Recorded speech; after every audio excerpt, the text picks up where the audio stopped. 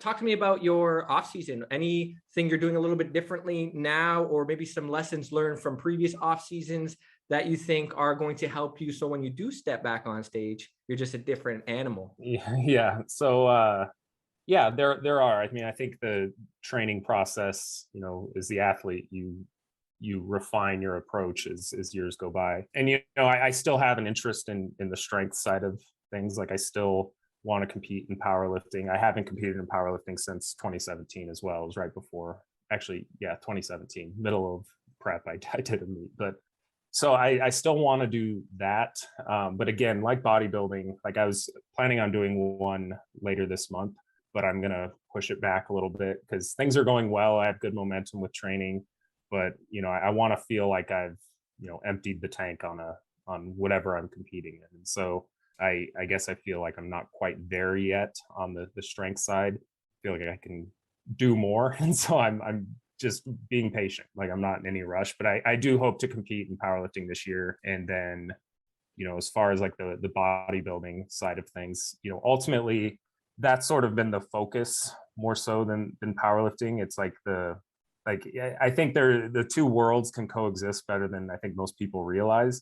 Training for strength and training for hypertrophy, and if you're trying to optimize one or the other, that can look a lot different depending on the lens of time that you're looking through. I mean, if you're trying to get as strong as possible and as quickly as possible, your training is going to look a lot different than if you're trying to, build as much muscle as possible. So, but across like a long-term off season, or a training career, there's going to be a lot more overlap with that. And building more muscle is going to help you.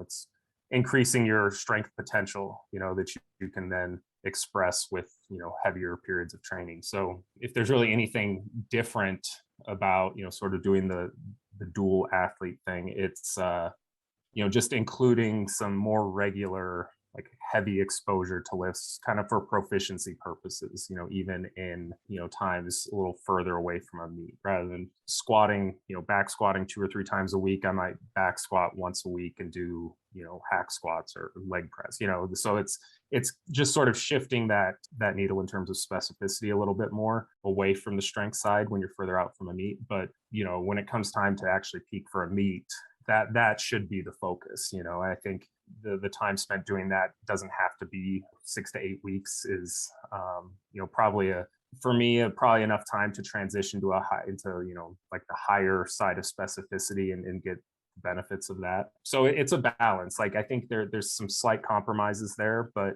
you can definitely move forward in both and continue to improve in both. But I think one thing that's really changed for me since like 2012, so I guess last off season, 2012 to 2017, I think, still under the impression, at least early in that off season, that, getting stronger in those bigger compounds, is going to translate to more muscle mass. And since then, I think people have, we've sort of realized, and the point's been better expressed, that strength is sort of like hypertrophy influences strength more than strength is going to, like low rep strength is going to influence hypertrophy. So hypertrophy is a specific adaptation, whereas strength is like the culmination of multiple adaptations, like hypertrophy, neurological efficiency and things like that. And so with that being said, I think I've focused more this off season on, I guess, just a more directed focus on hypertrophy in those areas. And I think it's definitely helped, like back training in my